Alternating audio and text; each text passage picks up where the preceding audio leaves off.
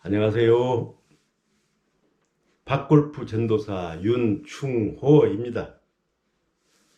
11월 15, 16일 양일간 가평에서 자라선배 대회가 있지요.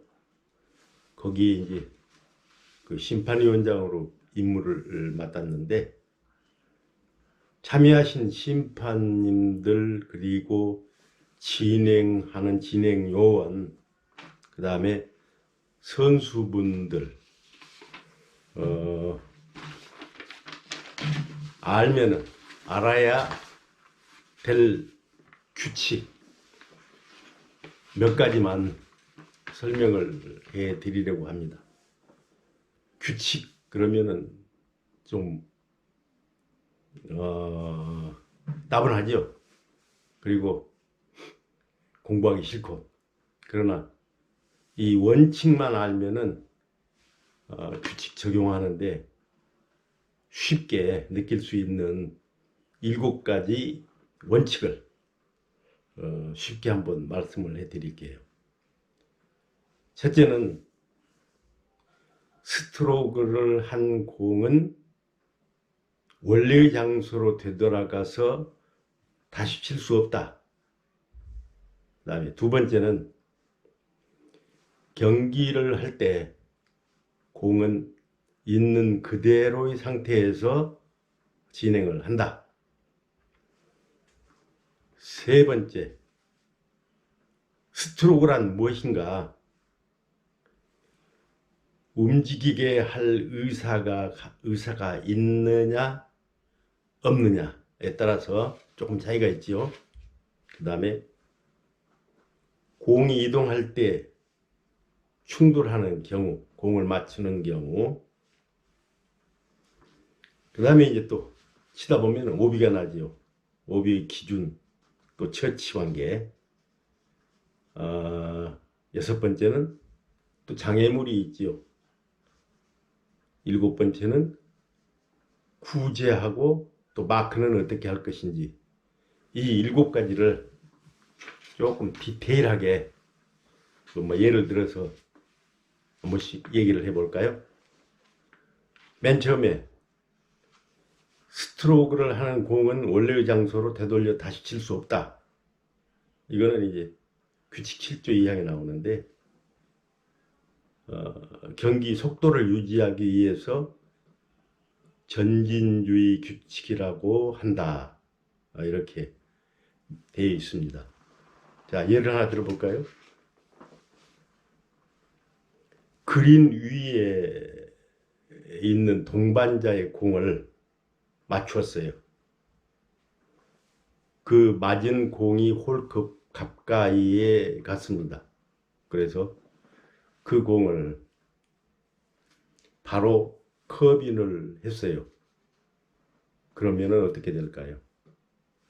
컵인한 공은 인정을 하지만은 2벌타를 부여받죠. 그래서 공이 맞으면은 맞히는 자가 그 공을 원래의 위치에다 갖다 놓고 해야 되죠. 다음 두 번째 이제 경기 시 공은 있는 그대로의 상태로 진행을 한다. 규칙 16조에 나와 있는데 그 주변 상황을 개선해서는 안 된다는 얘기입니다. 공이 놓여 있는 상태 그대로 그 주의 상태를 개선하거나 하면은 2벌타를 받지요. 그 다음에 세 번째에 이제 스트로크란 무엇인가? 공을 쳐서 움직이게 할 의사를 가지고 클럽으로 공을 움직인 경우를 스트로크라고 하죠. 그런데 이제 예를 하나 들어볼까요? 두 번째 스트로크를 위해서 연습 스윙 또는 어드레스 중에 클럽으로 공을 움직인 경우는 어떻게 될까요? 티샷 이후에는 경기 중인 공을 움직였으므로 스트로크로 간주하고 공이 정비된 점에서 다음 경기를 합니다. 하나 더 예를 들어 봅시다. 그린에서 어드레스를 하다가 긴장하여 클럽으로 공을 조금 움직인 경우, 이런 경우는 티샷 이후에는 경기 중인 티샷 이후 경기 중인 공이 클럽에 맞아 다른 지점으로 움직인다면 스트로크로 간주를 한다라는 규칙에 따라 1타로 간주하죠. 그 다음에 벙커나 그 다음에 러프에서 헛스윙, 공이 움직이지 않아도 헛스윙을 한 경우는 1타 가산을 합니다. 이거는 움직이게 할 의사가 있었다는 얘기죠. 그래서 그 스트로크를 다시 한번 그 정의를 내려보면은 공을 쳐서 움직이게 할 의사를 가지고 클럽으로 공을 움직인 경우 1타로 간주한다. 공이 움직이지 않으면은 스트로크로 보지 않는다. 공이 A 지점에서 B 지점으로 이동하였으면 스트로크로 스트로크이고 움직이지 않았다면 스트로크가 아니다.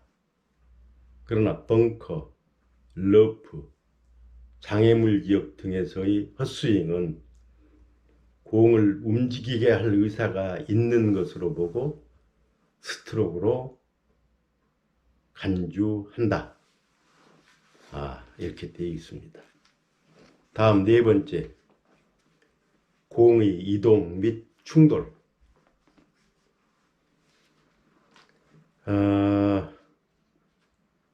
이 부분은 경기자의 공이 동반자의 공을 움직인 경우에 경기자의 공은 지정된 지점에서 다음 경기를 하고 움직인 동반자의 공은 경기자가 원래 지점으로 놓아야 한다. 이렇게 되어 있죠. 그러니까 경기자, 맞추는 사람이 맞은 공, 동반자의 공은 제자리 갖다 놔주는 게 원칙이죠. 다음 다섯 번째, 오비. 오비의 기준은 오비 말뚝에서 가상선, 즉 오비 라인에 벗어났을 때, 오비 라인을 벗어났을 때 오비라고 하는데, 통상 오비 판정하기 쉽게 줄을 많이 쳐놓죠. 그래서 줄에 걸려 있으면은 오비가 아닙니다. 그 다음에 이제